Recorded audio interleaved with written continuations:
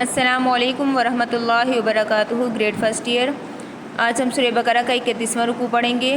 بسم اللہ الرحمن الرحیم۔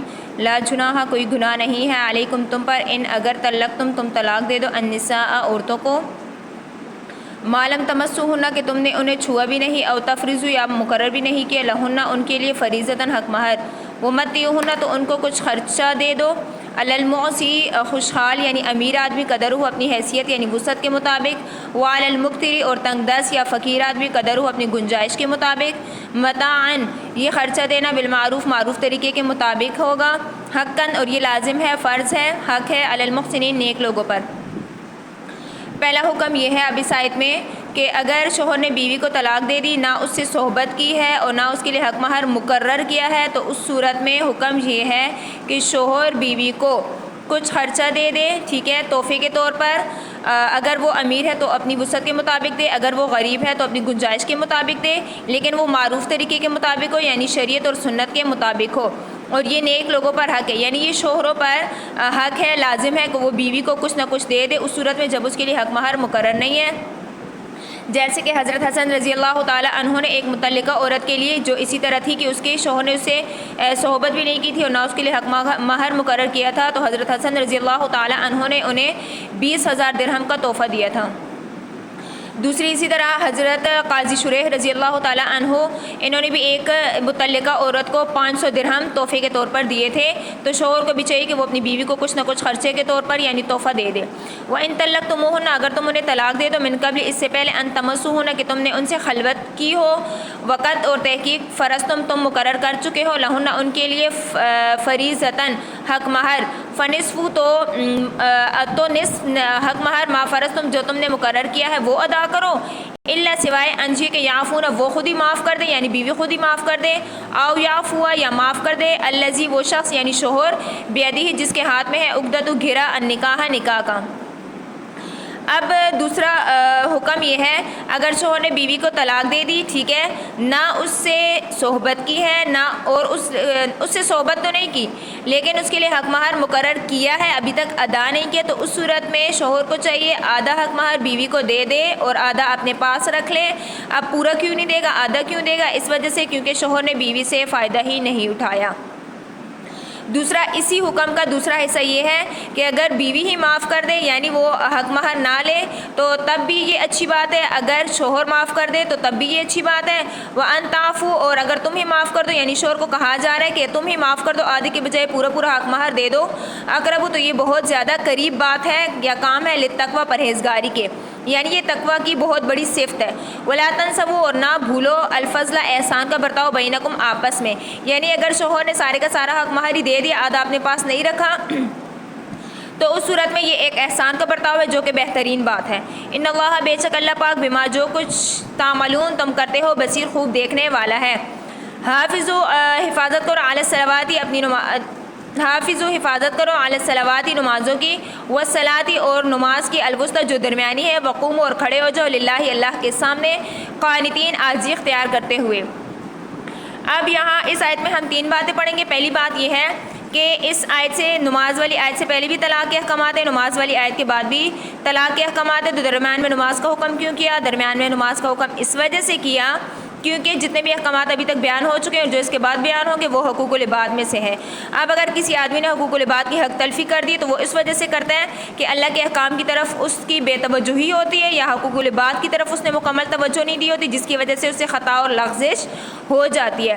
تو اب اس خطا اور لغزش کا ازالہ کرنے کے لیے نماز کا حکم دیا، کیونکہ نماز میں اللہ کی طرف سب سے زیادہ توجہ اور دھیان ہوتا ہے، اس وجہ سے اللہ نے درمیان میں نماز والی آیت کا حکم دیا۔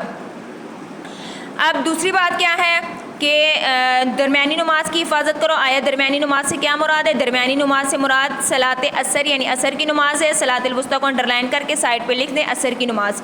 اور دوسرا حکم ساتھ میں کیا دیا؟ اچھا اب ہمیں کیسے پتہ چلا کہ اس سے مراد عصر کی نماز ہے؟ کیونکہ اس سے پہلے دن کی 2 نمازیں آتی ہیں، فجر اور ظہر، اور اس کے بعد رات والی 2 نمازیں آتی ہیں، مغرب اور عشاء، تو ظاہر ہے اب درمیان میں عصر کی نماز بچ گئی، تو صلاۃ الوسطیٰ سے مراد عصر کی نماز ہے۔ ساتھ ہی اس سے پہلے کیا حکم دیا؟ حافظ علی الصلوات، نمازوں کی حفاظت کرو، لیکن خاص طور پر درمیانی نماز، عصر کی نماز، اس وجہ سے کیونکہ یہ ایسا وقت ہے جس کی وجہ سے لوگ زیادہ تر کاموں میں مشغول ہوتے ہیں یا سوئے ہوئے ہوتے ہیں، جس کی وجہ سے ان سے یہ نماز رہ جاتی ہے۔ تیسرا حکم اس آیت میں کیا دیا؟ اللہ کے سامنے عاجزی سے کھڑے ہو جاؤ، اور قانتین کو انڈرلائن کریں، اس سے مراد سکوت، خاموشی، ادب، یعنی ادب سے کھڑے ہو جاؤ یا خاموشی سے کھڑے ہو جاؤ۔ اب آیا ہمیں پتہ ہے کہ نماز میں تو خاموشی اور ادب سے ہی کھڑے ہوتے ہیں، عاجزی سے کھڑے ہوتے ہیں، لیکن یہ حکم کیوں نازل کیا؟ اس وجہ سے نازل کیا کیونکہ اس سے پہلے دور میں جو لوگ نمازیں پڑھتے تھے وہ نماز میں کلام یعنی باتیں بھی کرتے تھے۔ جب یہ آیت نازل ہو گئی تو نماز میں کلام یعنی باتیں کرنے کی ممانعت آ گئی، یعنی اللہ پاک نے منع کر دیا۔ آپ سے سوال کیجیے وہ کون سی آیت ہے جس کی وجہ سے نماز میں کلام یعنی باتیں کرنے سے منع کیا گیا ہے؟ حالانکہ پہلے دور میں تو لوگ نمازوں میں باتیں کرتے تھے، تو یہ والی آیت ہے، اس کے ساتھ یہ بات مینشن کر دیں۔ فَإِنْ خِفْتُمْ، پھر اگر تمہیں خوف ہو، فَرِجَالًا، تو چلتے چلتے، اور رُكْبَانًا، یا سواری پر نماز ادا کر لو، یعنی اشارے سے۔ فرجالن کو انڈرلائن کریں، اب اس سے مراد یہ نہیں کہ چلتے چلتے یعنی کھڑے بھی ہو ساتھ میں چل بھی رہے ہو نماز پڑھو، بلکہ مراد یہ اگر کھڑے ہو تو ایک ہی جگہ کھڑے ہو کر نماز پڑھ لو اشارے سے۔ کب؟ جب کہ دشمن کو خوف ہو، یعنی جنگ کی حالت میں ہو۔ اب اگر یہ ممکن نہیں ہے تو سواری پر بیٹھے بیٹھے ہی اشارے سے پڑھو۔ اب دونوں صورتیں ممکن نہ ہو، فَإِذَا أَمِنْتُمْ، پھر جب تمہیں امن حاصل ہو جائے، فَاذْكُرُوا اللَّهَ، تو اللہ کو یاد کرو۔ یعنی جب دونوں صورتیں ناممکن ہو، نہ کھڑے ہو کر نماز پڑھ سکتے ہو، نہ سواری پر اشارے سے نماز پڑھ سکتے ہو، تو جب جنگ ختم ہو جائے تو تم نے وہ نماز قضا دوبارہ پڑھ لینی ہے۔ فَاذْكُرُوا اللَّهَ، یعنی اللہ کو یاد کرو جب تمہیں امن حاصل ہو جائے۔ اس سے مراد ہے کہ جب جنگ ختم ہو جائے تو وہ نماز تم نے دوبارہ پڑھ لینی ہے۔ ذکر سے مراد اب یہ ہے، کما جیسے کہ علمکم، تمہیں سکھایا گیا، ما لم تکونوا، جب کہ تم نہ تھے، تعلمون، جانتے۔ والذین، اور وہ لوگ، یتوفون، جو وفات پا جاتے ہیں، منکم، تم میں سے، ویذرون، اور چھوڑ دیتے ہیں، ازواجن، بیویاں، وصیتاً، انہیں چاہیے کہ وصیت کر لیں، لازواجہم، اپنی بیویوں کے لیے، متاعاً، ایک خرچہ دینے کی وصیت کر جائیں، الی الحول، ایک سال تک، غیر اخراج، اور نہ انہیں گھر سے نکالنے کی۔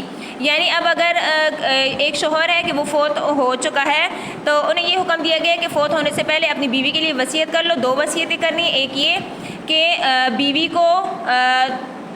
کو ایک سال تک سسرال ہی خرچہ دے گا، اور دوسرا یہ کہ بیوی کو شوہر کے گھر سے نہیں نکالا جائے گا جب تک اس کی عدت مکمل نہ ہو جائے۔ اب یہاں پر ایک سال کا حکم کیوں دیا؟ حالانکہ بیوہ عورت کی عدت جو ہے وہ 4 مہینے 10 دن ہے۔ تو جواب اس کا یہ کہ آج کے زمانے میں اگر شوہر بیوی کو طلاق دیتا تو ایک سال تک وہ اس کو نان و نفقہ بھی دیتا اور رہائش بھی دیتا۔ اس وجہ سے اسلام میں بھی اللہ پاک نے یہ حکم دیا کہ وصیت کر جائیں، ایک سال تک وہ اپنی بیوی کو خرچہ دینے کی بھی وصیت کر جائیں، اور وہ شوہر کے گھر سے نکلے گی بھی نہیں، یعنی شوہر کے گھر میں ہی عدت گزارے گی۔ فَإِنْ خَرَجْنَا، پھر اگر وہ خود ہی نکل جائیں یعنی گھر سے شوہر کے، فَلَا جُنَاحَ عَلَيْكُمْ، تو تم پر کوئی گناہ نہیں، فیما، اس میں، ما فعلنا، جو کچھ وہ کریں، فی انفسہن، اپنے بارے میں، من معروف طریقے کے مطابق۔ واللہ، اور اللہ پاک، عزیز، بہت ہی غالب، حکیم، بہت حکمت والا ہے۔ اب عدت کے دوران کوئی بھی بیوی جو ہے وہ شوہر کے گھر سے نہیں نکل سکتی، یعنی عدت والی جگہ سے نہیں نکل سکتی، سوائے اس کے کہ اگر زیادہ ضرورت ہو، ٹھیک ہے، اس حاجت اس کی پوری نہ ہو رہی ہو، کمانے والا کوئی نہ ہو، تو اس صورت میں وہ دن کو نکل سکتی ہے اور کچھ کما کر واپس آ سکتی ہے، لیکن رات میں کسی بھی صورت وہ عدت والی جگہ سے نہیں نکل سکتی۔ اور دوسرا یہ وصیت کا حکم کیوں دیا؟ حالانکہ ایسے بھی تو نان نفقہ دے دیا جاتا ہے، اس وجہ سے کیونکہ آج کل اگر ہم دیکھیں تو ایسے ہی ہے کہ عدت کے دوران یا تو سسرال والے اپنی بہو کو یعنی بیٹے کی بیوی کو نکال دیتے ہیں، یا اسے کہ جو وصیت کی جاتی اور جو خرچہ دینا ہوتا ہے وہ بھی نہیں دیتے، دوسرا اسے ضرر پہنچانے کا بھی خدشہ ہوتا ہے، اس وجہ سے وصیت کرنے کا حکم دیا۔ وللمطلقات، اور طلاق یافتہ عورتوں کو بھی، متاعن، کچھ خرچہ دے دو، بالمعروف، معروف طریقے کے مطابق، حقاً، یہ حق ہے، فرض ہے، لازم ہے، علی المتقین، پرہیزگاروں پر۔ اس آیت کو انڈرلائن کریں، یہ بہت ہی اہم ہے، پیپرز میں بھی آتی ہے اور آپ کی ایکسرسائز میں بھی ہے۔ اب یہاں پر متاعن سے کیا مراد ہے؟ متاعن سے مراد یہ ہے کہ کچھ تحفے کے طور پر انہیں خرچہ دے دے، جو کہ پہلی آیت ہم نے پڑھی، ٹھیک ہے، یعنی شوہر نے بیوی کو طلاق دے دی تھی، نہ اسے صحبت کی، نہ اس کے لیے حق مہر مقرر تھا، تو تحفے کے طور پر اسے کچھ خرچہ دے دے، ایک قول۔ دوسرا قول یہ مراد ہے کہ شوہر نے بیوی کو طلاق دی، اس سے صحبت تو نہیں کی لیکن حق مہر مقرر کیا تھا۔ اب صحبت سے پہلے اگر اس نے طلاق دے دی تو اس صورت میں شوہر کو چاہیے کہ وہ نصف یعنی آدھا حق مہر دے دے۔ دوسرا قول یہ مراد ہے متاعن سے۔ تیسرا قول یہ مراد ہے کہ اگر جو حق مہر اس نے مقرر کیا ہے اور ادا بھی کر دیا ہے تو اس صورت میں شوہر کو چاہیے کہ تقوی کے زیادہ قریب بات تو یہ کہ وہ صحبت سے پہلے اس نے طلاق دی ہے نا، تو اب شوہر کو چاہیے کہ اگر وہ آدھا حصہ اپنا واپس نہ لے، بیوی کو ہی دے دے، معاف کر دے، تو یہ تقوی کے زیادہ قریب ہے۔ اب متاعن سے مراد تیسرا قول یہ ہے، اور چوتھا قول متاعن سے مراد یہ کہ جب متعلقہ عورت اپنی عدت پوری کر چکے تو اس صورت میں جب اسے رخصت کرنا ہو تو اسے ایک جوڑا کپڑوں کا دے دیں، تو متاعن سے مراد یہ بھی ہے۔ اور چوتھا قول، ایک قول آپ یہ بھی اس سے مراد دے سکتی ہیں، یعنی نیک طریقے، نیک سلوک کے ساتھ اسے عدت کے بعد رخصت کرے، نہ اس پر لان تان کرے، نہ اسے ایذا دے اور نہ اسے دھکے دیں اور نہ اسے پرانی باتیں یاد دلائی جائے اور نہ اسے ایذا اور ضرر پہنچایا جائے۔ حقاً علی المتقین، یہ پرہیزگاروں پر لازم ہے۔ کذالک، اسی طرح یبین، واضح بیان کرتے ہیں، کھول کھول کر بیان کرتے ہیں، اللہ پاک لکم، تمہارے لیے آیاتی ہے اپنے احکامات، لعلکم، تاکہ تم تعقلون، سمجھ حاصل کر سکو۔ سبق یاد کیجیے گا، جو جتنی صورتیں ہم نے 3-4 پڑھی ہیں وہ بھی ساتھ بک کی سائٹ پہ مینشن کر دیجیے گا، اور صلاۃ وسطیٰ سے کیا مراد ہے، آیا سواری پر نماز پڑھنے کا کیا حکم ہے، اور جنگ کی حالت میں نماز پڑھنے کا کیا حکم ہے، جنگ ختم ہو جائے، امن حاصل ہو تو کیا حکم ہے، اور اس کے علاوہ ہم نے کیا پڑھا کہ بیوہ عورت کے لیے وصیت کرنے کا کیا حکم ہے، اور متعلقہ عورتیں کے لیے متاع بالمعروف سے کیا مراد ہے۔ یہ سارے کا سارا سبق یاد کیجیے گا، پیپر میں آ سکتا ہے۔ اپنا خیال رکھیے گا۔ وآخر دعوانا ان الحمد للہ رب العالمین، فی امان اللہ۔